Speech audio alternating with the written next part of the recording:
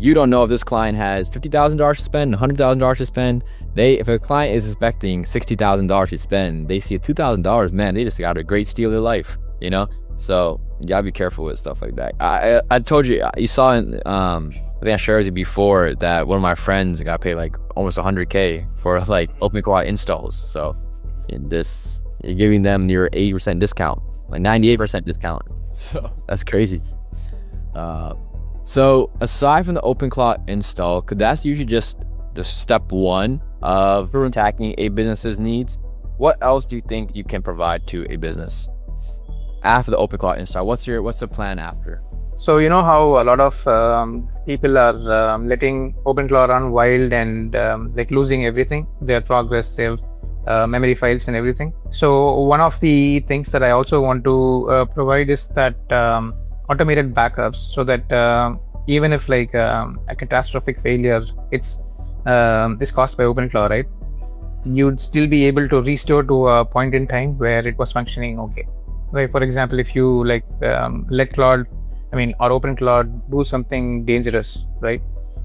You can just say restore to the state 1 hour ago, right? And then you'll get the entire state back from 1 hour ago.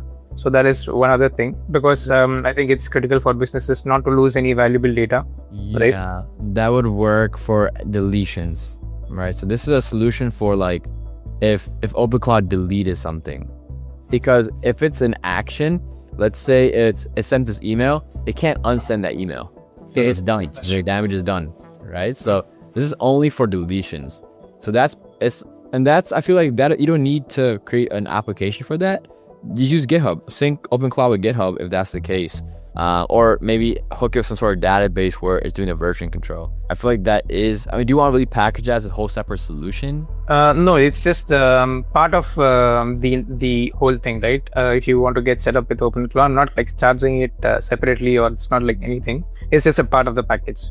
Okay, so it's part of the package. Got you. Right. So then this is just your general solution then, right? So this is still solution number one, which is setting up OpenClaw just to make sure your OpenClaw has version control in it. And I think this is something that is just, you can get more specific with this, with version control, with guardrails, like some trigger words that can helps enterprises feel safer. Version control, guardrails, sensitive data. Telemetry. What's the last part? Telemetry, so that they could have visibility into what the AI is doing. Some call it telemetry, some call it observability. Yeah, I usually call observability. So I think most people who are watching this probably hear observability or telemetry. This is your OpenClaw solution. So this right here is gonna work for the next 2 months? I probably 1.5 to 2 months until people get tired of OpenClaw, realize that Claude Code has probably debunked it, or the new Google tool has debunked it. So this really has like a 2-month time frame, right? Yep. 2-month time frame. I do want you to put this into Claude real quick, like your solution and say that this project most likely, or this business will probably has a 2-year cycle, because soon OpenClaw won't be as needed compared to other alternatives. What's the next step? I want you to put that into Claude like plan mode, or you put it into regular Claude AI. Okay, you want me to do it right away? Yeah, it's put in Claude Code plan mode actually, and say what can I develop instead, or what can I develop immediately after this that builds on this current solution. And you share your screen as doing this. Are you not seeing my screen yet? Oh wait, no. Wait, stuff. Oh, okay, my bad. So I'm sharing my screen now.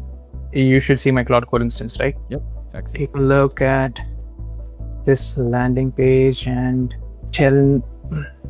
Don't press enter while you're writing this. Just write it out, and then I'll look at the prompt. And then when I say yes, then send it. Yeah.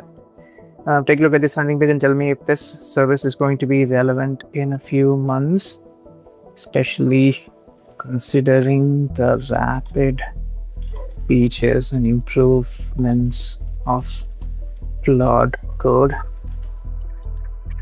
Is this fine? Now I'd say press double enter. Like don't send it. Like just return.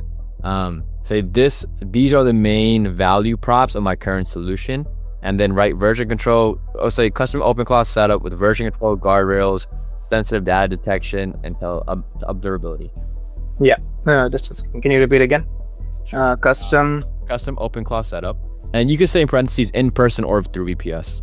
Me get flown out to Miami, who knows? Right. I wish. Right then. So what's next? Version control, guardrails, like general guardrails, I guess you could say. Sensor data detection, then observability. Then double enter and say, please refine the offer as well, based on when you think this solution will go obsolete. Yeah, that's good. Absolute. Yeah. Enter. Yep. All right. Now that's cooking. Let's go. Let me share my screen again. Just make sure if it does ask you, like, you know how sometimes it'll ask you for permissions in plan mode. Just make sure you're staying conscious of that and just accept it so it doesn't take too long.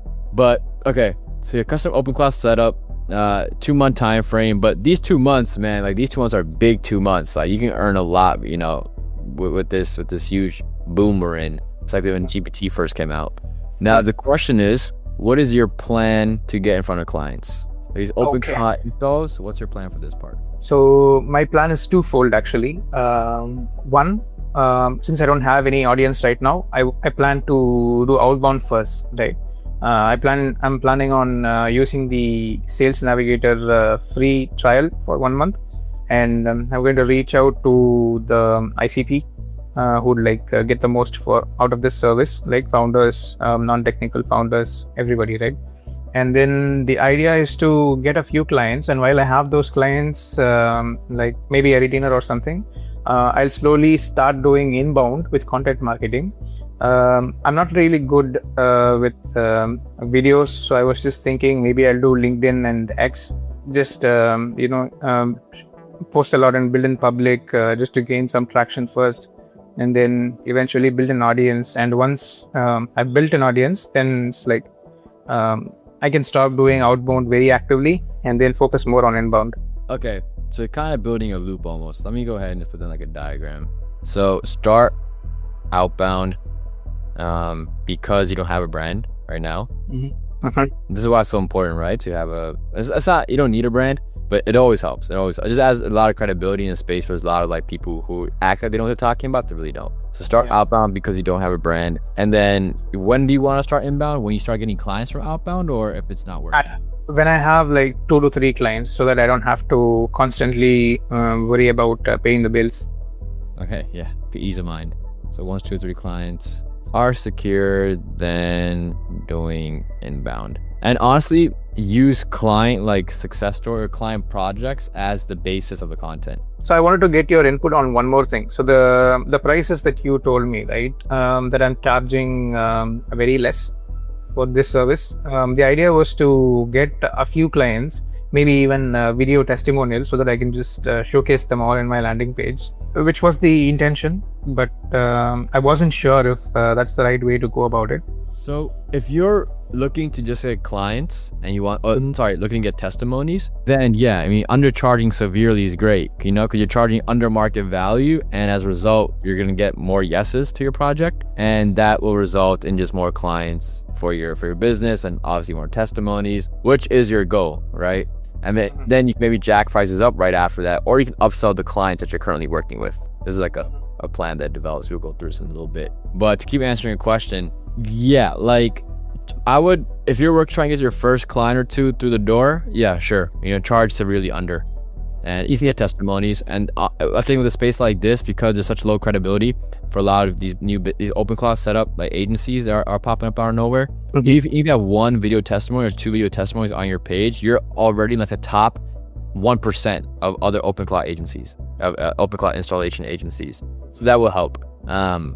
Yeah, so I'm not gonna ding it, right? Especially since you're starting out. However, just be aware that these clients are getting a great deal, and if you're okay with that, yeah, by all means do it. It's a win-win for them as well, right? Because they're getting charged way less, and you're able to get the money as well. I wouldn't advocate against it. It's fine. Okay, so but yeah, this is what you're looking at. So if you start no brand first, because you don't have a brand, if you do outbound sales, cold outreach, direct messaging, network referrals, LinkedIn Sales Navigator, correct? For all this stuff. Secure 2 to 3 clients. Phase 2, begin inbound content. So you said X and LinkedIn, right? X and then LinkedIn. Okay, this is all linked to Sales Navigator, and you use a free trial, the 50 InMails. Use client projects as content bases. So this is the content flows you can do: case studies, lessons learned, results and outcomes, behind the scenes work. This right here is the biggest one. The behind the scenes work, this is what's going to bring in the most views right here, because everyone loves seeing the behind the scenes, and this establishes credibility. Let me write this. The reason this is what I would do if I were you. So this establishes credibility, relatability, and then finally authenticity. Credibility is for the clients that will see your behind the scenes. Like, man, this guy knows what he's doing, right? He's putting that work. I want him to work for me or build something for me. Relatability is for the audience. This is going to help build your audience. Other people who are building, AI tools or just building software apps are going to be looking at you like, hey, this guy is like me. We're on the same journey together, and this will build your following. And then authenticity, you're showing behind the scenes. Everyone loves seeing behind the scenes, right? So you're automatically showing a lot of authenticity, and now everyone's going to be like, oh, this guy is like real. He's not a faker. So that also establishes more credibility. But this is why behind the scenes is probably the best one. It's also the lowest difficulty to do. You can literally set up a camera and just be working on your laptop and record yourself and have be a time lapse of you working, and just post that with like a header text saying, building the next, I don't know, OpenClaw startup, building the next $1 million AI startup. Like crazy, like eye-catching hook text like that. And then you can spam this every day. It's very easy to do because you're already building anyways. You're just recording yourself building. This stuff you kind of have to like speak and write a script about, talk to the camera. Like lessons learned, you have to talk to the camera, stuff like that. So I don't want to do that. But yeah, these all build your brand credibility, which is great. And then you want to scale your inbound. So more content creation. Again, you're doing X and LinkedIn, so just more posts. This right here, you should have an AI employee help you out. So this is where we can fit an AI employee that like on the schedule. So use Cloud Schedule, right? So we use Cloud Schedule after this. Creates a X post, or let's say drafts multiple X posts for the week. Drafts multiple X posts. And it also drafts multiple LinkedIn posts. And what you're going to do here is AI employee, you're going to approve some of them, deny some of them, and the ones that work the best, have it save those posts you approve for in its knowledge base. So that way it's constantly getting better at your voice, your brand, your the way you write. Otherwise it's going to say some AI slop stuff that anyone can write. Make sure you have that feedback loop. So you pick the best ones, put in the knowledge base, and then go right back. There's one feedback loop, so that's FL number 1, which stands for feedback loop, by the way. Okay, SEO organic growth. I mean, yeah, I guess you put SEO on your website, but I feel like ranking when it comes to AI stuff is kind of hard. You can do AEO, so when the AIs recommend your agency, and the way to do that, just have multiple brand presences. So basically, be on X, be on LinkedIn, be on Instagram, be on all these different platforms on the internet. So if people search out like OpenClaw installation, your website will come up. Social media presence. I mean, it's kind of the same.